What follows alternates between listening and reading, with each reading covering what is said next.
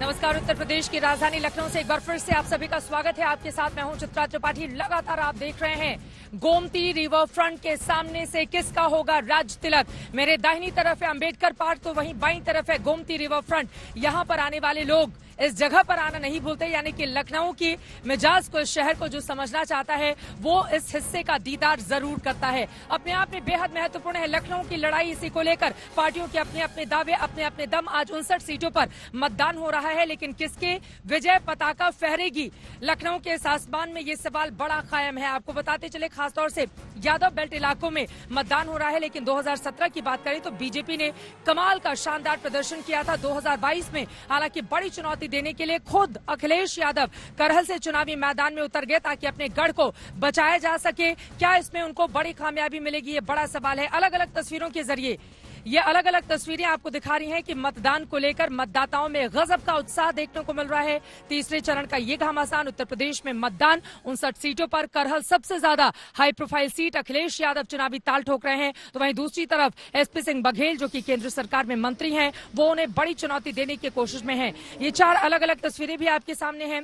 UP के साथ ही साथ पंजाब की भी कुल 117 सीटों पर सुबह से चल रही है वोटिंग, और यहाँ पर पार्टियों के अपने अपने दम। एक तरफ चरणजीत सिंह चन्नी दुग्धाभिषेक करने के लिए पहुंचे भगवान शिव के मंदिर में। आप देखिए किस तरह से भगवान शिव को वो दही के जरिए पूजन अर्चन करने की कोशिश, उनका आशीर्वाद लेने की कोशिश। और ये देखिए सलमान खुर्शीद को आप देख रहे हैं, उनकी पत्नी लुईस खुर्शीद फर्रुखाबाद से चुनावी मैदान में है। फर्रुखाबाद एशिया की सबसे बड़ी आलू मंडी के तौर पर जाना जाता है, और उस फर्रुखाबाद में लुईस खुर्शीद कितना बड़ा कमाल कर पाएंगी, ये बड़ा सवाल है। सैफई, कानपुर, जालौन और झांसी की तस्वीरें भी आपके सामने है। आपको बता दें बुंदेलखंड में सबसे ज्यादा अगर 4 सीटों पर कहीं वोटिंग पड़ रही है तो वो है झांसी, और झांसी का मुकाबला भी बेहद दिलचस्प। हालांकि 2017 में यहाँ की चारों सीटें बीजेपी के खाते में गई थीं, और किस तरह का उत्साह है। और ये देखिए लोकतंत्र की ये प्यारी तस्वीर है, एक दुल्हन जो पूरी तरह से अपने उसी लिबास में है, दूल्हा और दुल्हन। ऐसा लग रहा है कि बाद में होगा जलपान, पहले मतदान, और इसके लिए दोनों निकल चुके हैं। ये अपने आप में बहुत ही प्यारी तस्वीर, और यकीनन लोकतंत्र को यही मजबूत भी बनाती है, क्योंकि शादी के साथ ही साथ ये अपने 5 साल के लिए उस नीति नियंता को चुनने जा रहे हैं जो इनके बारे में फैसले लेगा। इसी वजह से ये तस्वीरें बेहद अहम हो जाती हैं। खास मेहमान इस वक्त हमारे साथ लखनऊ में लगातार आज सुबह से ही बने हुए हैं। आप देश के जाने माने पत्रकार हैं। परिचय कराते हुए एक बार फिर से इन सभी की एक एक टिप्पणी में लूंगी।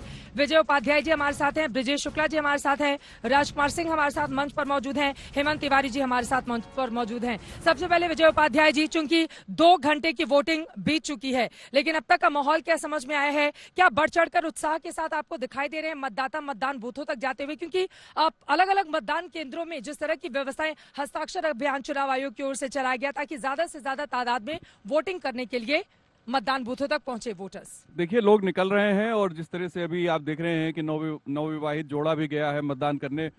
इस पूरे इलाके में चूंकि राजनीतिक जो सरगर्मी है बहुत ज्यादा है, और चुनौती बहुत ज्यादा है सपा गठबंधन और भाजपा गठबंधन के बीच। चूंकि इस इलाके में बीजेपी ने दबदबा कायम किया था 17 में, और इस चुनाव में सपा उसे किसी भी कीमत पर उखाड़ना चाहती है।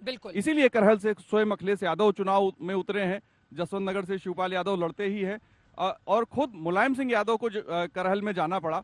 तो आप ये समझ सकते हैं कि कितना राजनीतिक तरीके से जो जंग है वो मजबूत है। बिल्कुल, इसी को बीजेपी मुद्दा भी बना रही है। उसका ये कहना है कि करहल में तो अखिलेश यादव की ओर से कहा गया था कि मैं आऊं ना आऊं यहाँ से जीत जाऊंगा, लेकिन खुद उनको बार बार आना पड़ा है। मुलायम सिंह यादव को चुनावी मैदान में अपने बुजुर्ग पिता को लाना पड़ा है, तो इसके जरिए बीजेपी तंज भी कस रही है। लेकिन एसपी बघेल करहल से कितनी बड़ी चुनौती दे पाएंगे अखिलेश यादव को? लड़ाई लड़ रहे हैं, लेकिन मुझे नहीं लगता, मुझे लगता है कि जो करहल सीट है वो अखिलेश के लिए कहीं ज्यादा बेहतर सीट है। जहां तक इस क्षेत्र की, इसे कहते तो यादव बेल्ट है, लेकिन यहाँ अति पिछड़ा जो है वो बड़े पैमाने पर है, और वही निर्णय करता है। इसीलिए जो समाजवादी पार्टी है उसने तमाम जातियों को जोड़कर रखा था, तमाम एक सभी जातियों को, नेताओं को शामिल किया था, लेकिन अब परिवर्तन हुआ है यहाँ पर। बिल्कुल। 2017-2000 में देखा जाता है कि अति पिछड़ा वोट जो है भारतीय जनता पार्टी के साथ चला गया है। हाँ, अब आज ये निर्णय हो जाएगा शाक्य और लोधी किसके साथ ये नहीं गैर है। यादव ओबीसी को अपने साथ जोड़कर राजकुमार सिंह जी, बीजेपी ने कमाल का प्रदर्शन किया था। और सिर्फ कमाल नहीं, 3 दशक में पहली बार ऐसा हुआ था जब इस बेल्ट में किसी एक पार्टी को इतने ज्यादा वोट पड़े हों। तो आज स्थितियां बदली हुई दिखाई दे रही हैं, या क्या माहौल लग रहा है और वोटर्स का रुख रुझान क्या समझ में आ रहा है? चित्रा जी देखिए, जैसे कि हम कहते हैं ना कि ये यादव बेल्ट है, लेकिन यादव बेल्ट सिर्फ 4 या 5 जिलों तक ही है। वहां पर जो निर्णायक वोटर है, जैसे कि ब्रजेश शुक्ला जी ने शुरुआत की, निर्णायक वोटर यहाँ पर ओबीसी, नॉन यादव ओबीसी, जिसमें लोधी बहुत बड़ी संख्या में शाक्य हैं, और कानपुर देहात और आसपास की बेल्ट में सचान, कटियार यानी कुर्मी है। इसके अलावा दलित वोट बैंक यहाँ पर सभी सीटों में बराबर का है। आप देखिए, जहां मध्य उत्तर प्रदेश में जो चुनाव हो रहा है, या जो बुंदेलखंड के जिले इसमें आ रहे हैं, वहां दलित वोटर बहुत बड़ी संख्या में। तो डिसाइडिंग या निर्णायक वोटर यही होगा, क्योंकि यादव तो समाजवादी पार्टी के साथ है माना जा रहा, हाँ। और जो सवर्ण वोट है वो भारतीय जनता पार्टी के साथ ये माना जा रहा है। बट ये जो दलित और ये जो मोस्ट बैकवर्ड क्लासेस हैं, या फिर जो लोधी हैं, शाक्य हैं, कुर्मी हैं, इनका वोट डिसाइडिंग होगा। और 2014-17 में ये बीजेपी के साथ चले गए थे, इसीलिए समाजवादी पार्टी का ये किला टूट गया था। हेमंत तिवारी जी, किला टूट गया था, लेकिन किले को बचाने के लिए चाचा भतीजा एक साथ मैदान में हैं और अखिलेश अपने पिता को लेकर वहां पर जा रहे हैं और आशीर्वाद मांग रहे हैं। तो इसके जरिए डैमेज कंट्रोल जो डैमेज हुआ था 17 में, क्या 22 में वो कंट्रोल हो पाएगा, ये भी बड़ा सवाल है। और मुद्दे इस बार के, क्योंकि पहले और दूसरे चरण में हमने देखा था कि मुद्दे बदल गए थे, तीसरे चरण के सबसे अहम मुद्दे क्या रहने वाले हैं? देखिए, एक बात तो आप जान लीजिए, ये वही चरण है जिस चरण के लिए वो बहुचर्चित तस्वीर जारी करनी पड़ी थी, वो विजय बस वाली, जिसमें शिवपाल यादव, अखिलेश यादव, मुलायम सिंह दिखे। उसको लेकर निशाना भी बीजेपी ने साधा था कि हत्थे पर बिठा दिया शिवपाल यादव को। जी देखिए, खाली 2017 नहीं, 2014 में असेंबली सेगमेंट वाइज आप देखिए तो समाजवादी पार्टी को बड़ा झटका लगा था। हाँ। उसके बाद उसी झटके का रेपुटेशन 2017 में हुआ। और मैंने अभी आपको जिक्र किया था, फिर कह रहा हूं, ये मुलायम सिंह के चुनाव लड़ने के बावजूद करहल में जो जीत का फर्क था 5000 से नीचे था। तो चुनौती तो निश्चित रूप से है यादव परिवार के लिए, अखिलेश यादव के लिए। और एक बड़ी बात बता दूं आपको जल्दी से सर, अभी हाँ। देखिए, मुझे लगता है मंडल कमंडल की राजनीति आने के बाद पहली बार हम उत्तर प्रदेश बाइपोलर इलेक्शन देख रहा है। लेकिन जब इस चरण में हम आते हैं जहां आज मतदान हो रहा है, अगर आप बुंदेलखंड जाएं तो यहाँ मायावती की मौजूदगी ने पहली बार एक significant presence Bahujan Samaj party की यहाँ दिख रही है। और यहाँ ये आपने बड़ी बात कही। और बांदा में भी मायावती ने बड़ी रैली की थी। वहां पर जो वोटर्स हैं वो बताते हैं कि मायावती जहां रैली करने के लिए जाती हैं, वहां पर माहौल बदल जाता है। हालांकि मायावती जी इस बार उतनी सक्रिय नहीं दिखी, लेकिन आपका कहना है कि बुंदेलखंड में उनका अपना प्रभाव है। विजय जी, मैं फौरन आपके पास आऊंगी, लेकिन जिस तरह से चुनावी मैदान में हर कोई ताल ठोक रहा है, शिवपाल यादव चुनावी मैदान में है, इटावा की जसवंत नगर सीट से 5 बार से वो लगातार विधायक रहे हैं। इस बार समाजवादी पार्टी के वो टिकट पर चुनावी मैदान में है। हालांकि प्रसपा के वो राष्ट्रीय अध्यक्ष हैं, ये भी अपने आप में बेहद दिलचस्प है। वहीं रामगोपाल यादव, शिवपाल यादव दोनों एक साथ पहुंचे मतदान करने के लिए। उनसे जब हमारे संवाददाता ने सवाल किया, क्या जवाब मिला है, सुनिए। वोट डाल दिया है प्रोफेसर साहब? यस। कहाँ गई गंगुली? जनता से अपील करेंगे वोट डाले आके। तीसरे फेज में जनता बड़े सब के सब लोग आए, साइकिल का बटन दबाएं, योगी को हटाएं, अखिलेश को मुख्यमंत्री बनाएं, ये उनसे अपील करता हूं। नहीं, मेरा ये कहना है कि आप अपील कर रहे हैं, पर लगातार जिस तरह से भाजपा यहाँ पे प्रचार कर रही है, अमित शाह से लेके योगी आदित्यनाथ, कहा जा रहा है कि करहल भी हार रहे हैं अखिलेश यादव। ऐसा है, जब सन्निपात हो जाता है आदमी को, सन्निपात, तब वो जो कहता है उसका खुद अर्थ नहीं जानता है, आए बाएं साएं बकता है। अकेले अखिलेश ने पूरे बीजेपी को ऊपर से लेकर नीचे तक पानी पिलवा दिया। परेशान है, उन्हें पता ही नहीं चला कि वो क्या कह रहे हैं, क्या बोलने जा रहे हैं, क्या उसका अर्थ है। पर इटावा में भी 2 भाजपा के पास सीट थी 2017 में, यहाँ से सांसद भाजपा के हैं। जमानतें नहीं बचा पा रहे हैं वो अपनी, अब की नहीं बचा पा रहे हैं। फेज 3 बड़ा क्रूशल माना जा रहा है कि फेज नहीं, एक तरफा चुनाव समाजवादी पार्टी के पक्ष, 59 में 59 सीटें जीतेंगे। आप देख लीजिए, हाथरस से लेके कानपुर देहात तक, हाथरस 3 सीटें जीत रहे। बढ़ चढ़ के इस चुनाव में समाजवादी पार्टी और साइकिल को वोट करें।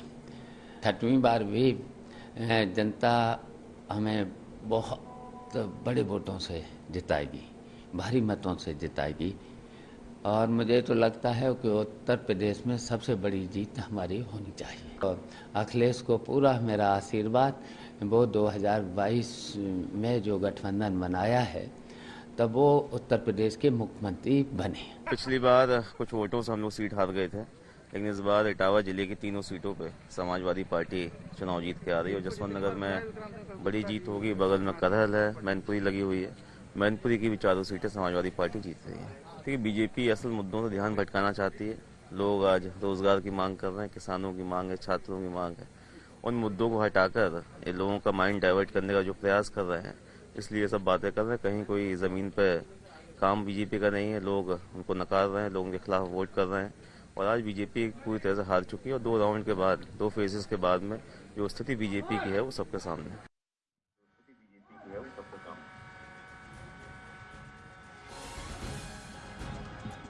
तो पार्टियों के अपने अपने दावे, अपना अपना दम, लेकिन कौन दिखा पाएगा कमाल, ये अपने आप में बड़ा सवाल है। आपको बता दें, अखिलेश यादव परिवार के तमाम लोग सामने आकर और जीत का दावा करते हुए यहां पर दिखाई दे रहे हैं। यकीनन आज का चुनाव खासतौर से इन लोगों के लिए काफी ज्यादा अहम, क्योंकि चाचा और भतीजा दोनों की ही प्रतिष्ठा साख पर है। और इस बीच ये जो बड़ी लड़ाई है उसमें जीत किसकी होगी, ये अपने आप में बेहद महत्वपूर्ण हो जा रहा है। फिरोजाबाद चलते हैं, वहां से हिमांशु मिश्रा हमारे संवाददाता जुड़ चुके हैं जानकारी लेकर। फिरोजाबाद की इस वक्त की तस्वीर किस तरह की दिखाई दे रही है हिमांशु, अगर आसपास की भी तस्वीरें हमारे दर्शकों को आप दिखा पाएं? देखिए चित्रा, बिल्कुल मैं आपको दिखाऊंगा कि फिरोजाबाद की क्या तस्वीरें, मैं अपने कैमरामैन से कहूंगा कि वो दिखाएं। यहाँ लंबी लाइन नहीं है, लेकिन लाइन लग चुकी है और लगातार सुबह 7 बजे से पहले से इसी तरीके का क्रम जो है वो जारी है। और इस क्रम के अंदर लगातार वोटर्स जो है मतदान करने के लिए आ रहे हैं। इस जो पोलिंग बूथ है इस पर लगभग 1100 जो है वो वोट्स हैं और यहाँ पर लगातार इसी तरीके का जो माहौल है, इतनी ही लाइन जो है वो लगी हुई है। 2 पोलिंग बूथ है यहाँ पर और इस तरीके की यहाँ पर लाइन लगी हुई है।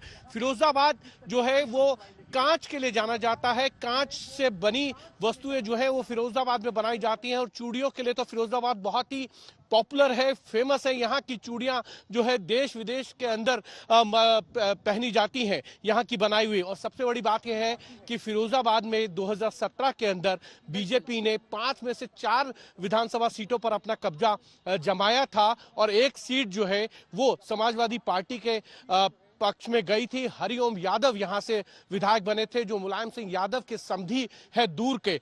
चुनाव से एंड वक्त पहले हरिओम यादव ने बीजेपी ज्वाइन कर ली, तो ये कहा जा सकता है कि मौजूदा स्थिति के अंदर जो है 5 विधायक वो बीजेपी के हैं। अब देखना यह है क्या समाजवादी पार्टी यहाँ पर कुछ सीटों को अपने पक्ष में कर पाएगी, क्योंकि यहाँ का जो समीकरण है वो बहुत ही अलग है। जातीय समीकरण जो है वो यहाँ पर गैर यादव ओबीसी जातियों का यहाँ पर प्रभाव है। यादव जाति भी है, मुस्लिम भी है, लेकिन गैर यादव जो ओबीसी जातियां हैं वो यहाँ की जीत का बड़ा फैक्टर माना जा सकता है चित्रा। और इस गैर यादव ओबीसी के अंदर क्या समाजवादी पार्टी महत्वपूर्ण है। फिरोजाबाद की चूड़ियों का आपने जिक्र किया है। ये चूड़ियां जो होती बहुत नाजुक हैं लेकिन देखती बड़ी खूबसूरत हैं और यकीनन थोड़ी सी भी चोट लगने पर कांच टूट जाता है। उसी तरह से वोटर्स का मिजाज भी होता है, उनका बहुत ख्याल रखना पड़ता है, क्योंकि थोड़ी सी ही बात कहीं चुप गई तो वो अपने आप में किस तरफ ऊंट करवट लेगा, ये अपने आप में बड़ा सवाल है। लेकिन आपको बता दें, इसी फिरोजाबाद में जब अखिलेश यादव ने अपनी 3 चुनावी सभाओं को अलग अलग जगहों पर संबोधित किया था तो कहा गया था कि पोलिंग बूथ पर भूत नाचेंगे बीजेपी की, इस तरह की भी बात उनकी ओर से कहते हुए वो नजर आए थे। लेकिन सीधे रुक करेंगे आशीष श्रीवास्तव औरैया से, इस वक्त हमारे साथ मौजूद हैं। आशीष, औरैया का मिजाज माहौल क्या कहता है? धूप खिली हुई है, वोटर्स क्या बढ़ चढ़कर घरों से बाहर निकल रहे हैं आज मतदान की इस प्रक्रिया का हिस्सा बनने के लिए? तस्वीरें दिखाइए आप। चित्रा में साफ तौर से आपको बताना चाहूंगा कि औरैया में माहौल पूरी तरीके से गर्म है, चूंकि यहाँ पर सुबह से ही लोग पहुंच रहे हैं और लगातार ऐसे बुजुर्ग हमने देखा पहली बार। आपको तस्वीरों में भी कुछ मैं दिखाने की कोशिश करूंगा कि कुछ लोग यहाँ पर लगातार पहुंच रहे हैं। आपने वोट डाल दिया? डाल दिया। क्या मुद्दे थे इस बार? इस बार मुद्दे तो बढ़िया है, सही है। सही है, हाँ जी। और क्या क्या आप कुछ चाहते हो इस बार? कैसा नेता चुने? जैसा है नेता वर्तमान में वैसे ही नेता चुन रहे हैं। अच्छा, तो आपको साफ बता दूं कि यहाँ पर बीजेपी की तीनों सीटों पर बीजेपी प्रत्याशी उतारे हैं, जिस तरीके से वो जीते थे पिछली बार भी, इस बार लेकिन समाजवादी पार्टी को इसको बचाने के लिए अपना गढ़ कहीना औरैया में जिस तरीके से यहाँ पर खड़ा किया, गुड़िया कठेरिया को खड़ा किया है यहाँ पर, और लखन राजपूत को खड़ा किया है बीजेपी ने, और साथ साथ सबसे बड़ी बात जो यहाँ पर खड़े हुए बीजेपी से जो रिया साक्य है, रिया साक्य के लिए ये विध्वंस काफी इंपॉर्टेंट है, क्योंकि यहाँ पर उनके पिताजी अभी कुछ समय पहले वो स्वामी प्रसाद मौर्य जी के साथ चले गए थे और कहीं ना कहीं विवाद आया था, उसके बाद बीजेपी ने रिया साक्य को खड़ा किया है। तो ये अपनी सीटें बचाने के लिए बीजेपी इस औरैया में पूरी तरीके से इस समाजवादी गढ़ को कहीं ना कहीं भेदने के लिए लगातार ऐसे प्रत्याशियों को खड़ा किया है जो इस समाजवादी बेल्ट और लोध, इन जातियों के जो वोटर्स हैं वो बहुत बड़ा फैक्टर है आज जहां जहां वोटिंग हो रही है, क्योंकि गैर यादव ओबीसी वोटरों के सहारे बीजेपी ने कमाल का प्रदर्शन किया था, लेकिन इस बार स्ट्रैटेजी चेंज करते हुए अखिलेश यादव ने महान दल के साथ गठबंधन कर लिया है और उनके जो मुखिया हैं केशव देव मौर्य, उनको अलग अलग जगहों पर ले जाकर अपने पक्ष में वोटिंग की अपील लगातार उनकी ओर से करवाई जा रही है। मुकाबला यकीनन बेहद दिलचस्प और कड़ा और बड़ा भी देखने को मिल रहा है। कानपुर चलते हैं। कानपुर बड़े बड़े दिग्गज चुनावी मैदान में है, तो वहीं दूसरी तरफ आपको बता दें इसी कानपुर के एक हिस्से से कांड भी सामने आया था। इसी कानपुर के एक हिस्से से जब इत्र व्यापारी के घर में छापेमारी पड़ी थी तो दुनिया ने देखा था कैसे एक घर के भीतर करोड़ों रुपए किस तरह से सजा कर रखे गए थे। वही ये कानपुर है। शुभांकर वहां से जुड़े हुए हैं। शुभांकर, लेकिन आज तो बारी मतदाताओं की है, तस्वीरें दिखाइए, माहौल मिजाज क्या बयां कर रहा है इस वक्त कानपुर का? देखिए, कानपुर बड़ा दिलचस्प चित्रा, दिलचस्प इस लिहाज से क्योंकि 32 साल सतीश महाना जीत रहे हैं और 36 साल की उम्र में उनके सामने प्रतिद्वंदी हैं। लेकिन ये यहाँ पर तस्वीरें भी आपको दिखा रहे हैं, लोगों के आने जाने का सिलसिला जो है वो भी शुरू है, हर उम्र हर वर्ग। सर, आप इस बार कानपुर में वोट किस लिहाज से पड़ा, क्या सोच के आप वोट डालने जा रहे हैं? I feel like this time the voting count will going to increase. Reason is now people are more aware. तो क्यों लोग ज्यादा जागरूक लग रहे हैं? समय बढ़ रहा है, time is going to increase. And sir, क्या मसले कानपुर के रहने वाले इस बार किस लिहाज से चुनाव अलग है? कानपुर का सर विकास तो बहुत तेजी से हुआ है और जो 70 साल का मतलब गंदगी एक दिन में या 5 साल में तो साफ हो नहीं सकती। मेरे हिसाब से, मेरे विचार से, मैं कोई बहुत विद्वान नहीं हूं, लेकिन कहने का मतलब है अभी बीजेपी को और समय मिलना चाहिए। पार्टी की बात हम नहीं करेंगे, मैम हमारे साथ है। देखिए, उम्र चित्रा यहाँ पर बड़ी है लेकिन हौसले जो हैं वो बुलंद है और यही वजह है मैम वोट देने हैं। मैम, आपकी उम्र कितनी है? 68 है। तो आप सुबह सुबह वोट देने आई हैं, ये जोश जो है क्या मन में था वोट देते वक्त, क्या बातें हैं, क्या कानपुर के मुद्दे हैं जिनको लेकर आज आप वोट दे रही हैं? कानपुर के विकास के लिए। कानपुर के विकास? हाँ जी, सब। हाँ जी, महिला सुरक्षा। हाँ जी, आप भी कुछ बातें सर कह रहे हैं? हाँ, एक तो विकास का मुद्दा है, महिला सुरक्षा, रोजगार और इंफ्रास्ट्रक्चर डेवलपमेंट। और चूंकि यहाँ से इंडस्ट्रियल डेवलपमेंट मिनिस्टर थे तो यहाँ पर नई नई इंडस्ट्रीज आई हैं और बहुत विकास पिछले 7 बार से। मतलब विकास एक बड़ा मसला। जी जी, ठीक है। यहाँ पर देखिए चित्रा, अगर आप यहाँ देखें तो जो एसपी कैंडिडेट है हम उनसे भी कोशिश करते हैं बात करने की। ठीक है शुभांकर, मैं लौटूंगी आपके पास। बिल्कुल, वहां पर मतदाताओं में उत्साह दिखाई। ठीक है, आप कोशिश कीजिए अगर वो बातचीत कर पाए। जी जी जी, समाजवादी पार्टी के जो कैंडिडेट है उनसे बात करेंगे, हम कोशिश करेंगे बस जल्दी। सर, तो फतेह बहादुर जी हमारे साथ है। ये देखिए, लोगों के पांव छू रहे हैं चित्रा। और सर इधर आइए, आप इधर आइए। आपकी उम्र 36 साल है और 32 साल सतीश महाना जी यहाँ पर लगातार विधायक बन रहे हैं, तो ये यहाँ पर आप इस पर कैसे फतेह करने वाले हैं? देखिए, मेरा सीधा सा कहना है कि 3 बहुत विषय प्रमुख थे और सबसे पहला विषय था कि औद्योगिक मंत्रालय। औद्योगिक मंत्रालय काम होता है बेरोजगारों को रोजगार देना। आप बताइए, जब कोई इंडस्ट्री यहाँ पे नहीं खुली, किसी बेरोजगार को आपने रोजगार नहीं दिया, कोई मानचेस्टर कहा जाता था कानपुर को, उद्योग नगरी कहा जाता था, कलकत्ता से लोग आते थे, आप बताइए कोई बंद फैक्ट्री खुली? मैंने ये सवाल आपके आने के पहले सतीश महाना जी यहाँ पर थे, उनसे पूछा कि नौकरी को लेकर आपने प्रोटेस्ट किया, उसके बाद आपको टिकट भी मिल गया इस पर। उन्होंने कहा देखिए, समाजवादी पार्टी फतेह बहादुर जी और अखिलेश यादव की नौकरी जाने वाली इस बार। बिल्कुल, ये जो बोल रहे हैं इसका उल्टा होने वाला है। फतेह बहादुर तो वो बड़े बुजुर्ग हैं और उनको रिटायरमेंट मिलने वाली है। मैं जब सचिवालय जाऊंगा तो 18-19 तारीख को सबसे पहले फॉर्म लेके आऊंगा पेंशन का। इनका क्या मुद्दे हैं जिनको लेकर कॉन्फिडेंस आप दिखा रहे हैं कि देखिए मैं इस बार 32 साल से विधायक हराऊंगा? महाराजपुर की जनता वर्चस्व बीजेपी है। चलिए चित्रा, तो यही बड़ी बात ये कह रहे हैं कि महाराष्ट्रपुर की जनता वर्सेस बीजेपी है। नौकरी को लेकर शुरुआत की थी इन्होंने, इनके ऊपर केस दर्ज हुआ और उसके बाद टिकट मिला इन्हें, और बड़ा दिलचस्प इनका भी सियासी करियर रहा है।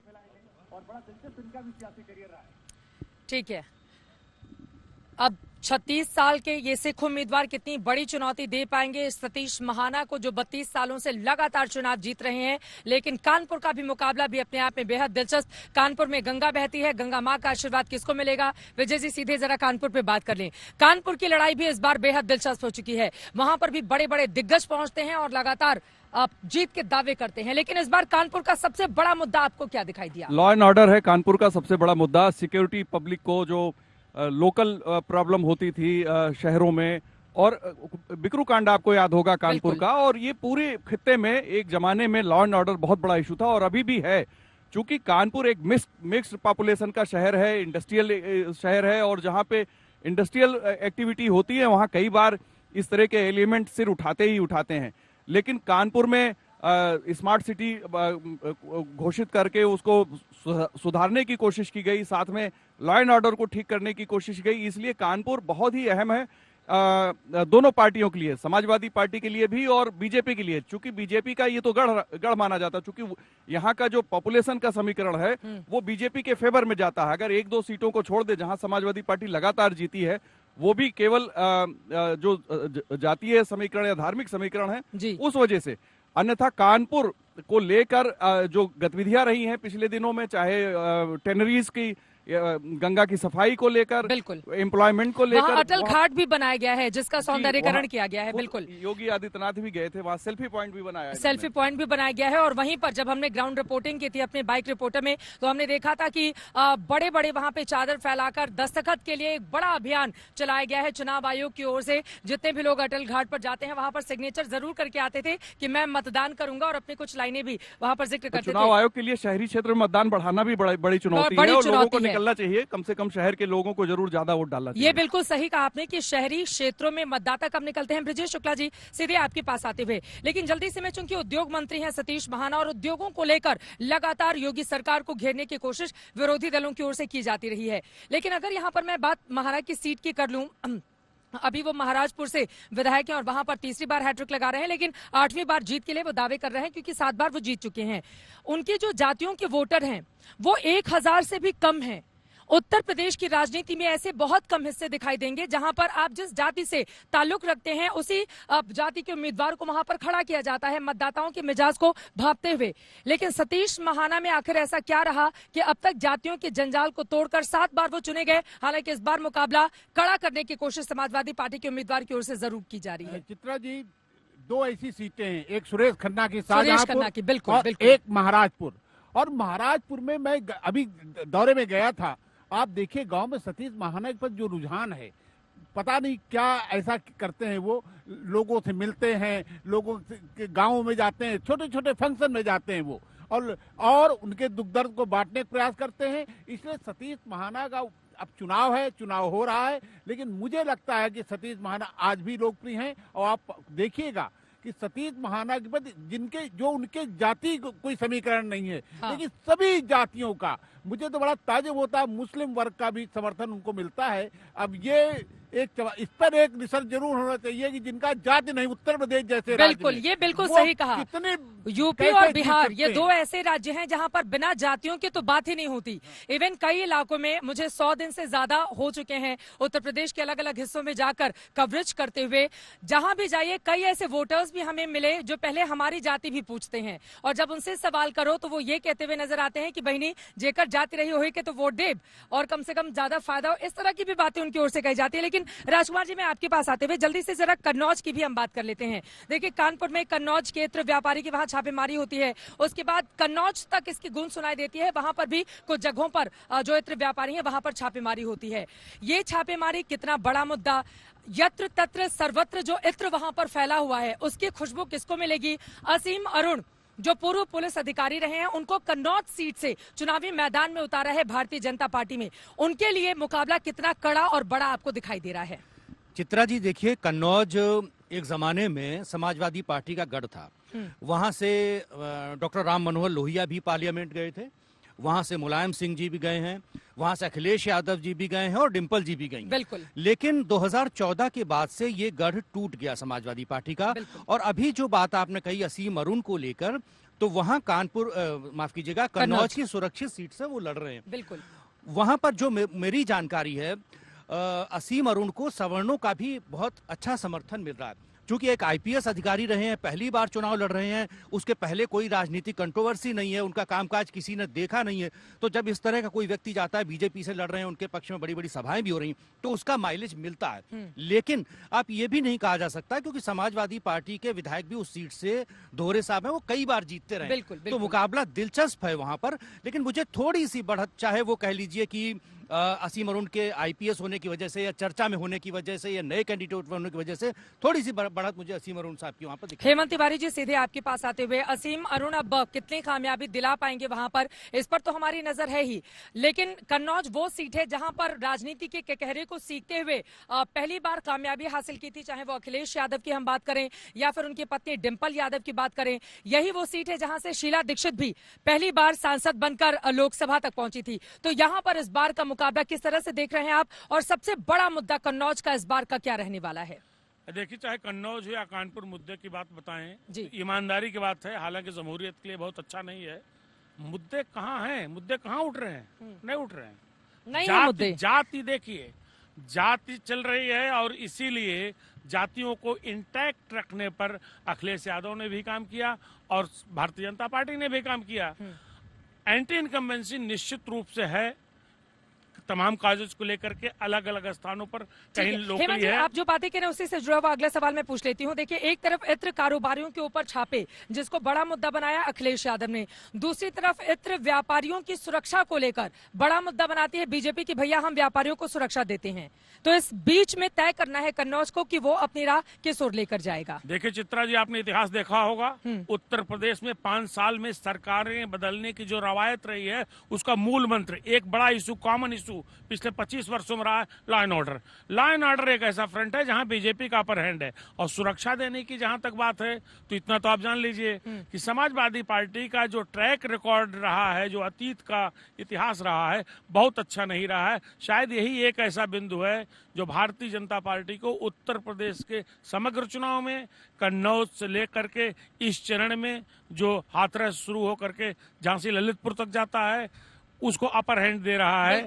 और एंटी इनकम्बेंसी, और कई ऐसे मुद्दे हैं जिसको बनाने की कोशिश की गई। देखिए, गर्मी वाला बयान तो हम सब ने देखा था पहले चरण के चुनाव के दौरान ही, किस तरह से मुद्दे में छाया रहा था, जब मुख्यमंत्री योगी कहते हैं कि गर्मी निकाल देंगे। लखनऊ में धूप अब चढ़ती हुई चली जा रही है, तेज हवाएं भी चल रही हैं, लेकिन हवा का रुख किस ओर होगा, ये अपने आप में बड़ा सवाल है। फिलहाल तो हवा बहाने की कोशिशें, चाहे बीजेपी हो, समाजवादी पार्टी हो, बीएसपी हो या फिर कांग्रेस पार्टी हो, हर एक दल की ओर से लगातार की जा रही है। 59 सीटों पर मतदान हो रहे हैं, खासतौर से यादव बेल्ट इलाके में मतदान हो रहे हैं, लेकिन बीजेपी ने शाक्य और कुर्मी वोटरों की बदौलत 49 में से 39 शानदार प्रदर्शन करते हुए 59 में से 49 सीटों पर, आपको बता दें कि 2017 में बाजी मारी थी। 59 सीटों पर मतदान लगातार जारी है, लेकिन 59 सीटों में इस बार की स्थिति क्या होगी, ये बड़ा सवाल है। लेकिन अब हम बात कर लेते हैं पंजाब की।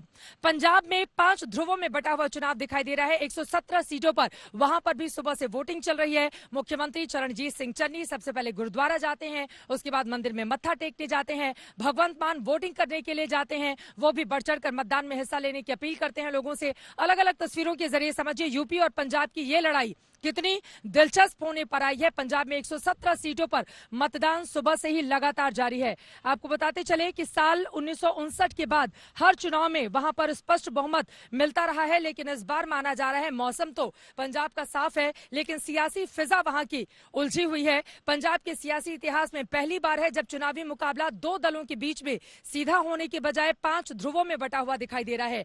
आपको बताते चले 1969 के चुनाव की तरह ही इस बार भी पंजाब की सियासी तस्वीर साफ नजर नहीं आ रही है। ऐसे में बड़ा सवाल है कि क्या 53 साल पुराना इतिहास पंजाब में दोहराया जाएगा, क्योंकि एक तरफ कांग्रेस है, दूसरी तरफ आम आदमी पार्टी है। अमरिंदर सिंह के साथ भारतीय जनता पार्टी वहां पर चुनावी ताल ठोक रही है। तो इन सब के बीच शिरोमणि अकाली दल बीएसपी के साथ गठबंधन करके वहां पर लगातार दावा कर रही है कि जीत तो हमारी ही होगी, सरकार हमारी बनेगी। तो इन सब के बीच चुनावी चाल क्या होगी, ये बड़ा सवाल है। मतदाताओं का आज दिन है, आप देख पा रहे हैं किस तरह से बढ़ चढ़कर मतदाता मतदान करने के लिए अपने घरों से बाहर निकल रहे हैं और साथ ही नेता जो हैं वो भी अपनी बॉडी लैंग्वेज के जरिए ये बता रहे हैं कि वो आत्मविश्वास से लबरेज हैं। मुख्यमंत्री चरणजीत सिंह चन्नी आज सुबह उठ गए, गुरुद्वारा में मत्था टेका, मंदिर में पूजा अर्चना की, भगवान भोलेनाथ का आशीर्वाद लिया है, उनसे बातचीत की है मेरे सहयोगी अशोक संघल ने। सुनिए। चन्नी साहब कितने आश्वस्त हैं आप? अरे मैं बिल्कुल स्वस्थ हूँ। बनाएंगे सरकार? सरकार ऐसा है, हमने अपनी स्थिति पब्लिक के आगे रख दी है, अपने आप को पब्लिक के आगे रख दिया है। आज मैं सुबह मंदिर गुरुद्वारा आया हूँ, अपने आप को गुरु के समर्पण कर दिया है। अब जो गुरु करेगा, जो भगवान करेगा और परमात्मा करेगा और पब्लिक करेगी, वो ही होगा। क्या आशीर्वाद मांगे आपने? मैंने सर्वत के लिए भला मांगा है, पंजाब के विकास की बात की है और अच्छी सरकार परमात्मा दे और हमें शक्ति दे कि हम अगर मौका मिले तो बहुत अच्छा ईमानदारी और नेक नीति से काम करें। सबके भले की मांग करनी है, पंजाब का भला हो, पंजाब की तरक्की हो, पंजाब में आने वाली सरकार बहुत अच्छी बने। आगे परमात्मा की मर्जी, अब लोगों की मर्जी है। हमने सब कुछ अपनी तरफ से ज्यादा कोशिश की है, अब जो लोग चाहेंगे, जो परमात्मा चाहेगा। मेरे लिए नहीं, ये पूरे पंजाब के लिए बहुत बड़ा दिन है। मैं सभी मतदाताओं को, सारे वोटरां ਨੂੰ ਜਿਹੜੇ 18 साल तो ऊपर ने, मैं सबको यही अपील करूंगा, विनती करूंगा कि जो वोटर कार्ड है, भगत सिंह, राजगुरु, सुखदेव जी, उनके जैसे हजारों योद्धाओं ने अपनी जान की कुर्बानी देकर हमें ये वोटर कार्ड लेके दिया है। इसको किसी लालच में या किसी दबाव में आकर किसी को पकड़ाना नहीं है। अपनी मर्जी से वोट करो, जिसको मर्जी वोट करो। तो एक तरफ है भगवंत मान, दूसरी तरफ है चरणजीत सिंह चन्नी। आम आदमी पार्टी कांग्रेस पार्टी में बड़ा मुकाबला माना जा रहा है, लेकिन शिरोमणि अकाली दल सुखबीर बादल जिसका नेतृत्व कर रहे हैं, उनका ये दावा है कि इस बार कमाल करेंगे। आपको बता दें, सुखबीर बादल ने 25 साल पुरानी बीजेपी की दोस्ती को ठुकराकर कृषि कानूनों के मुद्दे पर अपनी अलग राह तय की और बीएसपी के साथ चुनावी मैदान में शिरोमणि अकाली दल भी है। वहीं बीजेपी की अपनी चाल है, हालांकि खोने के लिए उसके पास ज्यादा कुछ है नहीं, लेकिन अमरिंदर सिंह के साथ पाने के लिए बहुत कुछ है पंजाब में। हमारे दो सहयोगी इस वक्त जुड़ चुके हैं और ज्यादा जानकारी के साथ सत्येंद्र चौहान लांबी से हमारे साथ मौजूद हैं और सुनील जी भट्ट गुरदासपुर से हमारे साथ जुड़ चुके हैं। नेहा बाथम यूपी के हाथरस से हमारे साथ हैं। नेहा के पास मैं जाऊंगी, लेकिन पहले सत्येंद्र आपका रुख करते हुए, कौन कौन से वो बड़े मुद्दे रहे जो पंजाब में इस बार के चुनाव में सबसे ज्यादा हाविया आपको दिखाई दे रहे हैं? क्योंकि किसानों ने जिस तरह का आंदोलन किया था, उसका कितना असर आज जब मतदाता मतदान बूथों तक जा रहे हैं और किस तरह की तस्वीर आप अपने आसपास देख रहे हैं, जरा उसके बारे में भी बताएं। सुनील। देखिए चित्रा, अगर मुद्दों की बात करें तो मुद्दे किसान आंदोलन के बाद से लगातार बदले हैं और सबसे बड़ी बात आपने कही, किसान आंदोलन के बाद पंजाब की राजनीतिक तस्वीर एकदम बदल गई है। किसानों ने अपनी अलग पार्टी बना ली और उस समीकरण से तमाम राजनीतिक दलों के आंकड़े भी गड़बड़ा गए। फिलहाल मैं बादल गांव में मौजूद हूं और कैमरा दिखाता हूं, यहां पर मतदान चल रहा है और ये वो बूथ है जहां पर कभी प्रकाश सिंह बादल ने सबसे युवा विधायक के तौर पर चुनाव लड़ा था और आज देश में सबसे उम्र दराज नेता वो हैं, 95 साल पार कर चुके हैं। और एक चीज और बताऊंगा चित्रा, 11वीं बार विधायक का चुनाव लड़ रहे हैं, 10 बार लगातार यहां से विधायक रहे प्रकाश सिंह बादल, 5 बार मुख्यमंत्री रहे हैं। और ये देखिए, यहाँ पर ये जो गढ़ है इसे बादलों का गढ़ माना जाता है, लेकिन यहाँ पर आम आदमी पार्टी ने कड़ी टक्कर दी है। यानी कि जो मुकाबला है वो दिलचस्प नहीं, बल्कि पंजाब में कहीं ना कहीं राजनीति रोमांचक दौर से भी गुजर रही है। किसान अपनी अलग पार्टी बनाकर चुनाव लड़ रहे हैं। कैप्टन अमरिंदर सिंह जो कांग्रेस पार्टी का चेहरा होते थे, वो भारतीय जनता पार्टी के साथ चुनाव लड़ रहे हैं। कांग्रेस जिनकी सरकार है, उन्होंने दलित कार्ड खेला है, तो अकाली दल ने बसपा के साथ गठबंधन किया है। और राजनीतिक पंडित हैं, वो भी कहीं ना कहीं अभी पूरी तरीके से अनुमान लगाने में सफल नहीं हो पा रहे हैं कि पंजाब की राजनीति दरअसल किस दिशा में जा रही है। चित्रा, मैं लौटूंगी आपके पास। ठीक है, अर्पिता आर्या भी हमारे साथ सैफई से जुड़ चुकी है। अर्पिता, अगर कोई भी होगा प्लीज आप हाथ उठाइएगा जल्दी से, लेकिन उसके पहले गुरदासपुर से सुनील जी भट्ट जुड़े हुए हैं। गुरदासपुर का सियासी मिजाज क्या बोल रहा है सुनील? आसपास की तस्वीरें भी दिखाइए, वहां पर मतदान केंद्रों तक क्या बढ़ चढ़कर मतदाता पहुंचे हिस्सा लेने के लिए, वोटिंग करने के लिए? बिल्कुल मताधिकार का प्रयोग करने के लिए आए हैं। हालांकि यहाँ पर सुबह काफी ज्यादा ठंड थी, कोहरा भी था, लेकिन अब जैसे कि दिन ढल गया है, अब धूप भी निकल आई है और आप देख सकते हैं कि मतदाता जो है भारी संख्या में अपने मत अधिकार का प्रयोग करने आए हैं। पंजाब की लड़ाई इस बार काफी दिलचस्प है। पहले जैसे कि कहा जाता था कि दो मुख्य खेमों के बीच में लड़ाई होती थी, कांग्रेस और अकाली दल बीजेपी के गठबंधन के बीच में, लेकिन इस बार दो खेमे नहीं है बल्कि कई सारे खेमे हैं। मल्टी कॉर्नर कॉन्टेस्ट में पंजाब में एक तरफ हम देखते हैं कि अकाली दल ने इस बार बहुजन समाज पार्टी के साथ गठबंधन किया है, वहीं भारतीय जनता पार्टी, पंजाब लोक कांग्रेस जो कैप्टन अमरिंदर सिंह की पार्टी है और जो सुखदेव सिंह ढींढसा का जो खेमा है अकाली दल, उसके साथ चुनाव लड़ रही है। आम आदमी पार्टी ने भी यहाँ पर उम्मीदवार उतारे हैं और काफी कड़ी चुनौती दे रहे हैं कांग्रेस पार्टी को। और जहाँ तक गुरदासपुर की बात है तो लोकसभा चुनाव में हम यहाँ पर देखते हैं बिल्कुल कड़ी और बड़ी चुनौती वहाँ पर भी देखने को मिल रही है। नेहा बातम हाथरस से जुड़ी हुई है, अर्पिता आर्या सैफई से हमारे साथ मौजूद हैं। सैफई में यादव परिवार के लोग वहाँ पर वोटिंग करने के लिए पहुंचे हैंगे, खुद मुलायम सिंह यादव, अखिलेश यादव अपने पूरे परिवार के साथ। अर्पिता, वहाँ का समीकरण क्या कहता है? और आपने कुछ देर पहले किसी से बातचीत की है, वो नेता कौन थे उनके बारे में भी बताइए, वो साफ तस्वीरें हम देख नहीं पाए थे। और वहां पर सबसे बड़ा मुद्दा सैफई का इस बार का क्या नजर आता है अर्पिता? जी चित्रा, देखिए अब से थोड़ी देर पहले अक्षय यादव यहां से होकर गए हैं और वो अपनी जीत का दम भर रहे हैं और ये कह रहे हैं कि विकास का एजेंडा, वो जो भी मुद्दे हैं वो जनता तक उन्होंने पहुंचाए, इसलिए जनता ये सोचकर वोट के लिए पहुंची है। लेकिन दावे और वादे छोड़ दीजिए, क्योंकि आज लोग पहुंचे मतदान करने के लिए। और जिस जगह पर मैं हूँ सैफई, ये जशवंत नगर इलाका ये सीट आता है जहां पर शिवपाल यादव इस वक्त दम भर रहे हैं, वो चुनावी मैदान में ताल ठोक रहे हैं। लेकिन अब इसको इस तरीके से समझिए कि मुलायम सिंह यादव ने यही जसवंत नगर से ही अपना पहला चुनाव 1967 में लड़ा था और उसके बाद यहां से जीत हासिल की। वो 3 बार जसवंत नगर से विधायक रहे, उसके बाद उन्होंने अपनी ये सीट शिवपाल यादव को दे दी। शिवपाल यादव अब यहाँ लगातार 25 सालों से जीतते हुए आ रहे हैं और इस बार भी वो इसी जीत का दावा कर रहे हैं। लेकिन जनता, आप जो मुद्दे की बात कर रहे थे, यहाँ पर जो मेन मुद्दा रहा है वो बिजली का रहा है, वो सड़कों का रहा है, क्योंकि गांव-गांव सड़क पहुंचे, बिजली जो है लोगों को मिल पाए। किसानों का मुद्दा भी यहाँ पर कहीं कहीं कुछ ऐसे किसान हैं जो सही टाइम पे उनको पानी नहीं पहुंच पा रहा। ये सारी समस्याएं, क्योंकि मैं कल पूरे दिन घूमती रही, देखती रही कि किस तरीके से जनता यहाँ पर क्या सोचती है। तो विकास का मुद्दा जाहिर तौर पर आम जनता के मन में है और ये मुद्दे जब आज मतदान करने के लिए लोग आएंगे तो जाहिर तौर पर उनके मन में भी ये मुद्दे होने वाले हैं। कुछ लोगों से कोशिश कर लेंगे बात करने की, चित्रा, जब आप दोबारा हमारे पास आएंगी। करहल जहां से चुनाव लड़ रहे हैं अखिलेश यादव, मैं लौटूंगी आपके पास। नेहा भी हमारे साथ मौजूद हैं। करहल से सैफई की दूरी तकरीबन 25 किलोमीटर के आसपास है। सैफई में विकास का काम जो किया गया था यादव परिवार की ओर से, अखिलेश यादव की ओर से, बार बार वो उसका दम भरते हैं, लेकिन कामयाबी कितनी मिलेगी ये बड़ा सवाल है। नेहा के पास चलते हैं। नेहा, हाथरस 1.5 साल पहले जिस दलित बेटी के साथ रेप का मामला सामने आया था और आधी रात में उन्हें जला दिया गया था, ये मामला बहुत तूल पकड़ा था। लेकिन आज चूंकि मतदान का दिन है, अगले 5 सालों के लिए जनता को फैसला करना है कि वो कौन से उम्मीदवार को जीत तक पहुंचाकर लखनऊ के रास्ते लेकर यहां पर सिंहासन पर विराजमान करती है। वहां के बड़े मुद्दे आज की डेट में क्या दिखाई दे रहे हैं? नेहा।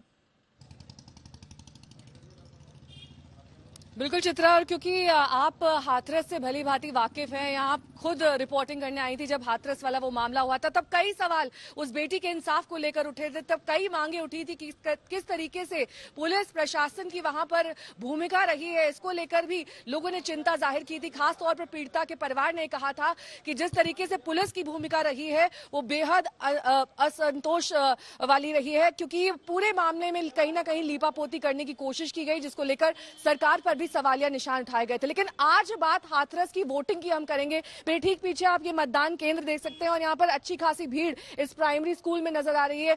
2 कतारें लगाई गई हैं, पुरुष और महिलाओं के लिए अलग अलग कतारें हैं। लेकिन इस बीच चित्रा ये भी समझना बेहद दिलचस्प होगा कि हाथरस वो क्षेत्र जहां पर 3 विधानसभा सीटें हैं। आप खुद हाथरस पहुंची थी और रामवीर सिंह का किस तरीके से यहाँ पर पूरी तरीके से दबदबा रहा है, क्योंकि बीएसपी का ये गढ़ माना जाता है। 1996 से लेकर 2012 तक बीएसपी लगातार जीतती आई। उसके बाद परिसीमन इसे घोषित कर दिया गया और परिसीमन घोषित करने के बाद रामवीर उपाध्याय को अपनी सीट छोड़नी पड़ी थी। लेकिन उसके बाद 2017 में तस्वीर बदली, बीजेपी यहां पर आई। हरिशंकर माहौर को देखा हमने, लेकिन हरिशंकर माहौर का भी टिकट काटकर अब अंजुला माहौर, जो कि आगरा की पूर्व मेयर रह चुकी हैं, उन पर अब बीजेपी ने भरोसा जताया है। लेकिन यहां पर जिस तरह की क्षेत्रीय राजनीति है, जिस तरह की यहां पर खासतौर पर अगर हाथरस की बात कर ले तो यहां पर ब्राह्मण, वैश्य और ठाकुर बाहुल्य क्षेत्र है। यहां पर 4 लाख से ज्यादा मतदाता हैं। ऐसे में देखना यह दिलचस्प होगा कि इस बार के ये जो ठाकुर वोट हैं और ब्राह्मण वोट हैं वो किसके खाते में जाते हैं, क्योंकि आसान नहीं है यहां पर ये भुला पाना कि जो रामवीर उपाध्याय उन्होंने बतौर ऊर्जा मंत्री यहां पर कितने काम किए हैं। लेकिन एक बड़ी चुनौती यहां हाथरस में ये भी है कि जितने यहां पर औद्योगिक काम होते थे, चाहे वो आप कपड़े का काम ले लें, वो दरअसल अब धीरे धीरे मंद पड़ते जा रहे हैं और उनको रिवाइव करना, उनको वापस मैं लौटूंगी नेहा आपके पास। बड़ी खबर यह है, यूपी में सुबह 9 बजे तक 8.15% मतदान हुआ है।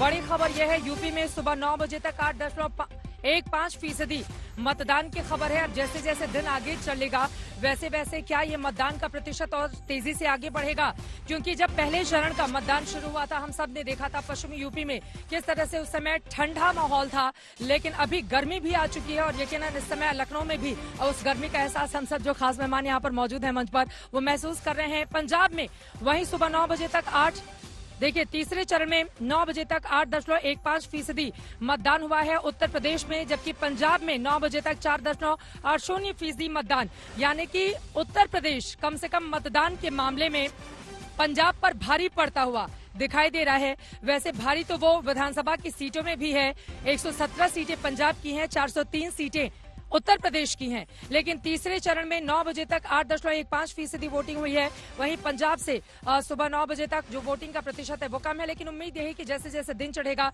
वैसे वैसे ये मतदान प्रतिशत और आगे बढ़ेगा। लेकिन जिस हाथरस का जिक्र यहाँ पर नेहा वातम करती हुई नजर आ रही थी, यकीनन हाथरस बड़ी चुनौती बीजेपी के लिए बनकर सामने आया था। लेकिन यहाँ पर सीधे विजय जी मैं आपके पास आते हुए, लेकिन वही हाथरस जिसने 1.5 साल पहले अब यकीनन उसके ऊपर एक दाग लगा, लेकिन उसकी एक बड़ी पहचान भी है। हाथरस की जो हींग है उसकी खुशबू न सिर्फ हिंदुस्तान में बल्कि विदेशों तक अब महसूस की जा सकती है। हाथरस का जो अबीर गुलाल है यहां से वो जाता है और देश के तमाम हिस्सों में उसकी बाकायदा सप्लाई हो जाती है। प्रधानमंत्री नरेंद्र मोदी ने कहा था कि 10 तारीख को ही आप होली मनाएंगे और उत्साह के साथ नजर आएंगे, और बीजेपी की ओर से ऐलान भी किया गया है कि महिलाओं को, बेटियों को सिलेंडर जो है वो होली और दिवाली में एक दिया जाएगा एक्स्ट्रा। इसका असर कुछ देख रहे हैं आप इस बार के चुनाव में जो तीसरे चरण की वोटिंग चल रही है? देखिए जो सुविधाएं दी जा रही हैं लोगों को, उसका असर तो ये है कि लाभार्थी क्लास, एक वोटर में भी लाभार्थी क्लास क्रिएट हो गया है उत्तर प्रदेश में। बीजेपी ने बहुत ही अट्रैक्टिव घोषणाएं की हैं अपने घोषणा पत्र में, और समाजवादी पार्टी ने भी उतनी ही अट्रैक्टिव घोषणाएं की हैं। लेकिन जो अभी जो वोट परसेंटेज आया जिसका जिक्र आपने किया है, उसमें सबसे रोचक आप देखिए, सबसे ज्यादा वोट कहीं पड़ रहे हैं तो मैनपुरी में पड़ रहा है। तो मैनपुरी में जो वोट पड़ रहे हैं, कन्नौज में जो वोट पड़ रहे हैं, एटा में जो वोट पड़ रहे हैं, वो बता रहे हैं कि राजनीतिक प्रतिद्वंदता, जो बाइपोलर चुनाव की बात हो रही है या फिर सपा और भाजपा गठबंधन की बात हो रही है, इसमें जिन इलाकों में कांटे के मुकाबले हैं वहां पे वोट परसेंटेज ज्यादा है, और कानपुर में 5%, जहाँ जिसका हम जिक्र करें 2 घंटे में सिर्फ 5% शहरी मतदाता हैं, आराम से बिल्कुल जाएंगे, घूमते फिरते जाएंगे भी कि नहीं, क्योंकि नोएडा में पहले चरण में मुझे याद है कि नोएडा में सबसे कम 50% वोटिंग हुई थी। तो जो शहरी मतदाता है वो इतना सुस्त रफ्तार से क्यों जाता है वोटिंग करने के लिए? देखिए, ज्यादातर शहर के लोगों को ऐसा लगता है कि ज्यादा जो नेता चुनाव में उतरे हैं वो कोई इस काबिल ही नहीं कि हम उनको वोट करें, इस कारण शायद वो घर से नहीं निकलते हैं। और किसी को ये लगता है, और फिर 5 साल तक ब्रिजेश शुक्ला जी, और 5 साल तक उन्हीं नेताओं को शहरी मतदाता घर में बैठकर कोसता भी रहता है। कम से कम आज बारी है, आप मतदान करने के लिए जाइए।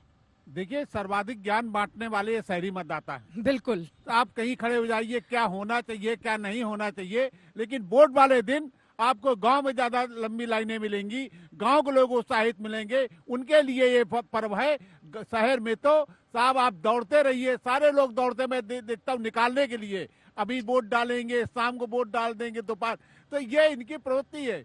यहाँ लखनऊ में ही आप देखिएगा, जितना शहरी क्षेत्र है वहाँ कम मतदान होता है और ग्रामीण क्षेत्रों में ज्यादा मतदान होता है, क्योंकि उसको वो समझ रहे हैं कि मतदान की अहमियत क्या है। लेकिन राजकुमार सिंह जी, हेमंत तिवारी जी, आप भी हमारे साथ बने हुए हैं। शहरी मतदाताओं को ये समझना होगा कि मतदान का दिन कितना बड़ा होता है। लोकतंत्र की जिस ताकत का एहसास हम बार बार करना चाहते हैं, उसके लिए एक दिन आपको निकालना होगा 5 साल में और मतदान बूथों तक जाना होगा। तो अगर आपके इलाके में हो रही है वोटिंग, आप नहीं निकले हैं घरों से, तो तुरंत हो जाइए, फटाफट तैयार और वोट डालने के लिए जरूर जाइए, क्योंकि यही लोकतंत्र की आपकी सबसे बड़ी ताकत है। मताधिकार का प्रयोग जरूर कीजिए।